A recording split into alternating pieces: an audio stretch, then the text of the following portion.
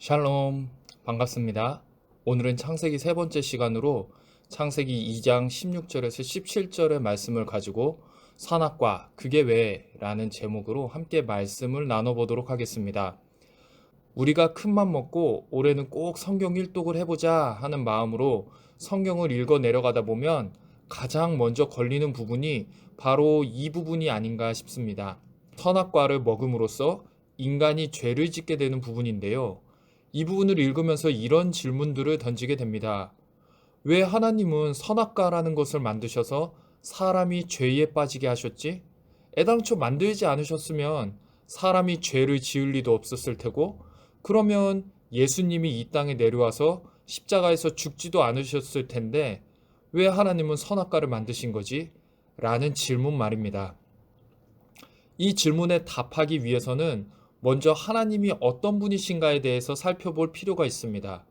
우리가 이전 영상에서 살펴보았던 창세기 1장과 2장에 나오는 하나님은 어떤 하나님이십니까? 특별히 사람에게는 어떤 하나님이셨습니까? 창세기 1장 28절에서 이에 대한 답을 주고 있습니다. 하나님이 그들에게 복을 주시며 라고 말입니다. 하나님은 사람을 위해 6일 동안 이 세상 모든 만물을 창조하셨습니다. 사람이 살 수 있는 최선의 환경을 만드시고 사람이 가장 마지막에 창조가 되었습니다. 그리고 하나님께서는 사람에게 복을 주셨습니다. 그들이 무엇을 했기 때문에 그들에게 복을 주신 것이 아니라 그들에게 무조건적인 복을 주신 것입니다. 이렇게 하나님은 은혜로우시며 자비로우신 하나님입니다.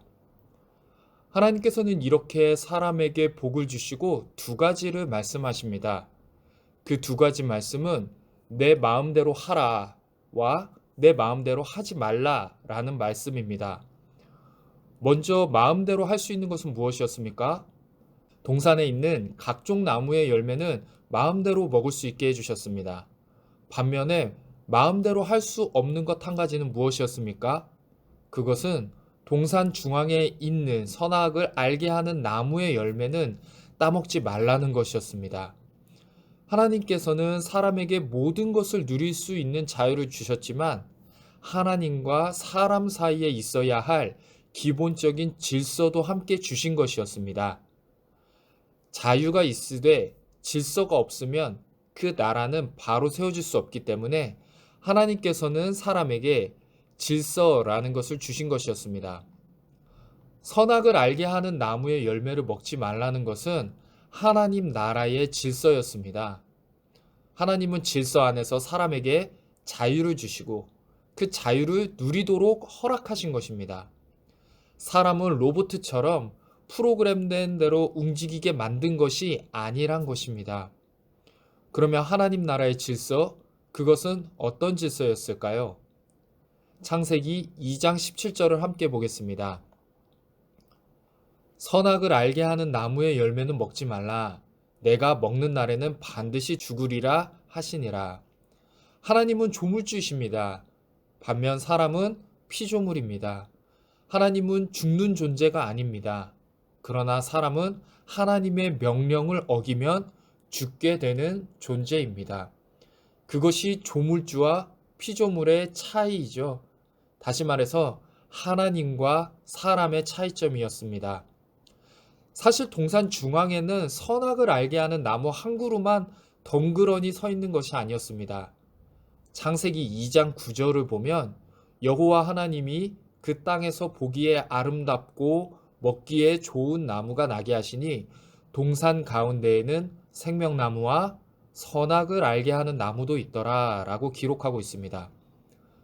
동산 중앙에는 생명나무와 선악을 알게 하는 나무가 같이 있었습니다. 하나님께서는 사람에게 동산 중앙에 있는 나무를 보며 두 가지를 생각하도록 하셨습니다. 하나는 생명나무를 보며 하나님의 말씀대로 살면 영원히 살 수 있다는 것과 선악을 알게 하는 나무를 보며 하나님의 말씀을 어기고 저 열매를 먹는 날에는 반드시 죽는다는 사실 말입니다. 즉, 동산에 있는 나무 두 그루는 하나님의 명령을 계속해서 기억하고 떠올리게 하는 하나님의 도구였던 것입니다. 그러나 사람은 하나님의 명령을 어기고 선악을 알게 하는 나무의 열매를 먹게 되었습니다. 그것을 신학적으로는 원죄라고 합니다. 여기서 또 하나의 질문을 던지게 됩니다. 도대체 선악과 하나 따먹은 게 얼마나 큰 잘못이기에 사람이 대대로 저주를 받게 되었을까 하는 질문 말입니다. 열매 하나 잘못 따먹은 것은 사실 큰 잘못이 아닐 수도 있습니다. 그러나 사람이 선악과를 먹는 것은 단지 열매 하나 잘못 따먹은 것, 그 이상의 것을 의미합니다. 창세기 3장에서는 사탄이 사람을 유혹할 때 이렇게 말을 합니다. 너희가 그것을 먹는 날에는 너희 눈이 밝아져 하나님과 같이 되어 선악을 알 줄 하나님이 아심이니라. 사람이 선악과를 먹는 것은 피조물인 자신이 조물주인 하나님이 되려고 한 그 사건을 말하는 것입니다. 이것은 하나님의 권위에 대한 도전이었습니다.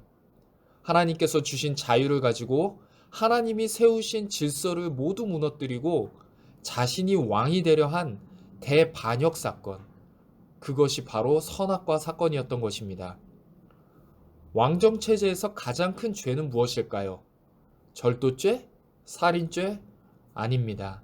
절대 용서받을 수 없고 살아남을 수 없는 최악의 죄는 바로 반역죄입니다. 하나님이 베푸신 은혜와 사랑에 대해 사람이 한 일은 하나님을 반역하는 일이었습니다. 이로 인해 결국 사람은 하나님의 말씀대로 죽음이라는 형벌을 받게 된 것입니다. 선악과 사건, 그것이 의미하는 것은 이 이야기를 처음 들었던 출애굽 2세대나 2020년대를 살고 있는 우리에게나 동일하게 적용된다고 생각합니다. 하나님의 말씀을 따를 것이냐, 내 자유대로 살 것이냐. 내 자유대로 사는 것은 그것이 진짜 자유인 것 같지만 실상은 죄의 속박입니다. 내 자유대로 사는 것의 결과는 사망, 곧 죽음에 매이게 되는 것입니다. 그러나 하나님의 말씀을 따르는 것은 조금은 불편하게 느끼고 때로는 내 자유가 억압받는 것처럼 느껴질지 몰라도 그것의 실상은 참 자유라는 것입니다. 하나님의 말씀대로 사는 삶의 결과는 생명, 곧 영원한 생명입니다. 우리의 삶은 선택의 연속입니다. 그리고 사람은 누구나가 더 가치 있다고 생각하는 것을 선택하며 살아갑니다. 내가 지금까지 가치 있다고 생각하는 것을 선택한 결과물이 바로 오늘의 나인 것이고, 앞으로 내가 가치를 두고 선택하는 것에 따라 내일의 나의 모습이 결정될 것입니다. 사랑하는 성수교회 청년부 여러분, 여러분은 어디에 가치를 두고 있습니까? 내 자유입니까? 하나님의 말씀입니까? 하나님 말씀에 가치를 두어 영원한 생명을 소유하는 우리가 되기를 소망합니다.